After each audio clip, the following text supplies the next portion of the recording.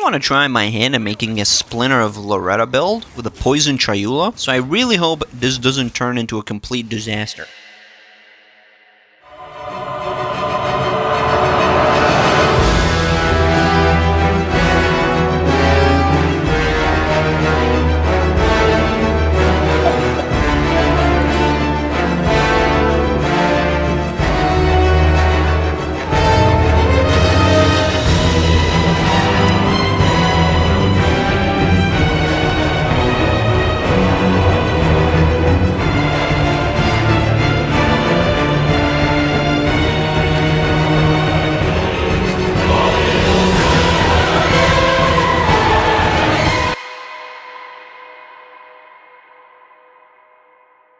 Ladies and gentlemen, welcome to my Monk Chayula Spear build. This is something that I've been thinking about for the last 2 weeks now. It's a completely new build idea made by me. Is anyone actually running this?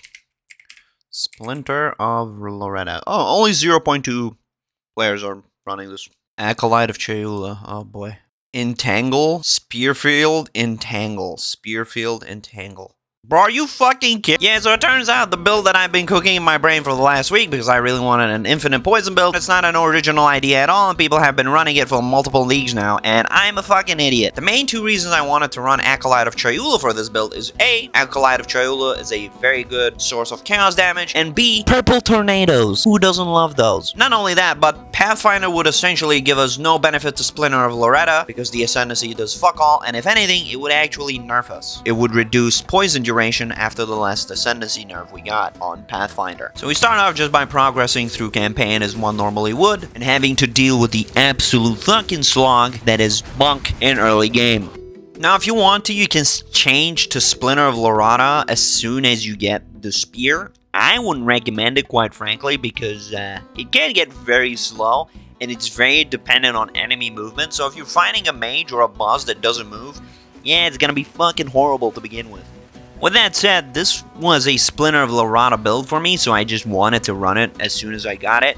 And when I say Splinter of Loretta build, I actually mean Entangle / Spearfield build, because the way that we want to make this build work is having Spearfield apply poison stacks. And since Spearfield basically summons up to 70 spears at a time, that's a poison stack for every spear that hits and explodes. So yeah, it's a super easy way of getting free poison stacks. If you want to have a smoother leveling experience, I would probably just stick with Quarterstaff until Act 4, when you can Rune Forge the Splinter of Loretta and upgrade it to like the endgame equivalent. I think you're going to equip it at around level 40 or 50, and at that point you have more skill gems, you have more support gems, and it's just easier to clear and kill bosses with it. Fly through Act 2, and once you get to Act 2, do your Ascendancy as quick as possible, because Chayula is what enables this build. The remnants that you pick up grant you, I believe it's 8 or 10% chaos damage per stack, and they stack up to 10 times, and you can get stuff that increases the remnant effect, so you end up getting a lot of damage stacked on top of it. So yeah, do your Ascendancy as soon as you can, and you get the Jin Barrier from Balbal. The other thing you'll need as well is flat damage to attacks on your gloves, rings, and basically any gear you can get it on, and you need to use the original Sin Unique ring,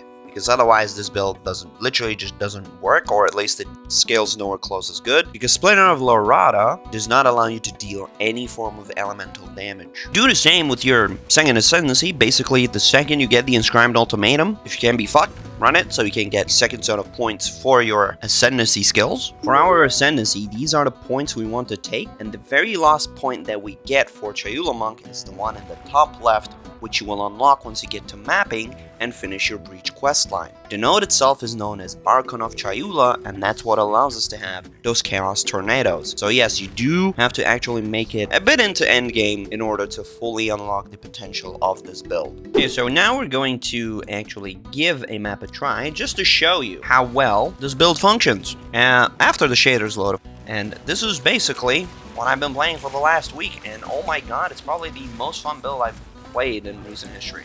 Werewolf Poison was good last league, but yeah, it's massively fell off after the Pathfinder nerfs and the Plague Finger change. There's too many changes to make it worthwhile. So essentially the game cycle is charge up your Plague Bearers, and then you use that on rares and uniques, and you get and you use Archon of Chaiula the second you get the glory. The way you spam Archon of Chaiula is by getting a hidden notable anointed on your amulet called Dominion, which reduces the effect of Archon buffs on you by 50%, which is pretty huge, but there is no recovery period for Archon. What I mean by hidden is the fact that it's quite literally hidden on the passive tree. It's this node here, and it's a Delirium-specific notable, which means unless you anoint it on your amulet, you cannot see it on the passive tree. But that is basically what enables our build to function the way it does. But yeah, this is Breach. I've been running Breach lately. I'm testing some things to see if we can make decent currency out of it. But as you can see, we can easily clear out Breach with no issue whatsoever. If you see the blue markings, we're also running Repulsion. The reason for that is, A, defensively, it pushes mobs out, and offensively, because we are running a spear field build, pushing mobs into the spear field triggers the hits on the explosion hits, which is just extra DPS. And it's also just, you know, extra poison DPS and snacks for us. So yeah, the combo for the build is essentially you entangle to apply poison spores, which is a huge proponent of our damage for this build, because, well, since Toxic Growth was nerfed, even on my Werewolf Pathfinder, what I was doing on my previous build was I was using essentially Poison Spores, which is a support gem, to make up for the fact that we have much more limited Toxic Growth pustules. And Poison Spores applies to any plant skill. I was thinking of using Entangle on the last build, but since I use a Talisman and a Bow, with Asmarian Swarms, I basically had really no choice. So I just decided to... Oh. So I just decided to not run it. But then as I was thinking about this build, I'm like, well, you know, there's no reason for me to not run Entangle on a Poison build, because it's a plant skill that applies Poison Storm, that applies Poison Spores. So it was pretty much a brain-dead decision to just have Poison Spores in this build. Because it's just easy clear, toxic growth damage, essentially, that just stacks on an enemy, which then explodes, and, you know, through a group of mobs, it's just nice AoE. Compared to, like, a lot of other builds in this league, this isn't, like, busted by any means, like Aishan and stuff like that. It feels fairly nice to run. It is quite squishy against bosses, so you do need to be careful with one-shots, because you will die. Everything exploding in this build is so fucking sad. This is why I love Poison, man. There's just something about it. Something about it. Move, man. I'm gonna stay frozen forever. Forever and ever, because frozen is such a good...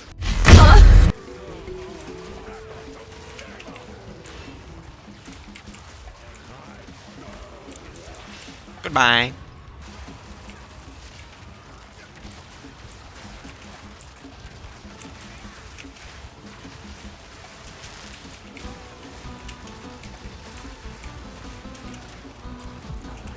And boom. Yeah, as you can see, this build is actually quite good. Again, the key things in this build that you need is Acolyte of Chaiula Ascendancy, Splinter of Lorata, Original Sin, and the Dominion Notable. This is the skill tree if you guys want to have a look at mine.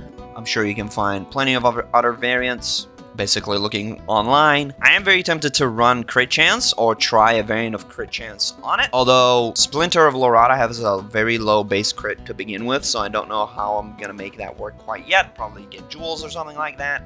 And just trying to get as many crit nodes as I can. There's still plenty of things I need to get. I need to get jewels for my jewel sockets. I already have an okay-ish Heart of the Well that has, you know, gain 10% of damage as extra chaos. But yeah, this is what I have been running for the last week or so. We're getting closer to level 92, and truth be told, this build is very survivable. The only thing that really kills you in this build is either not paying attention or the sheer amount of shit that's going on the screen where you're not paying attention to what is, you know, any one-shots or area of effects that are coming your way, because it is a very, very busy build, as in, like, clutter-wise with effects. But with all of that said, I'll probably be running this build for the event that's coming in a few weeks, the 1-month event that they're doing, where they're resetting economy and everything, with 0.55 patch, I believe. So yeah, I'm very stoked. The one thing that may be very expensive, especially for League starting this build, is the Splinter of Lorata. You need to obviously upgrade this with the Verisium, which requires an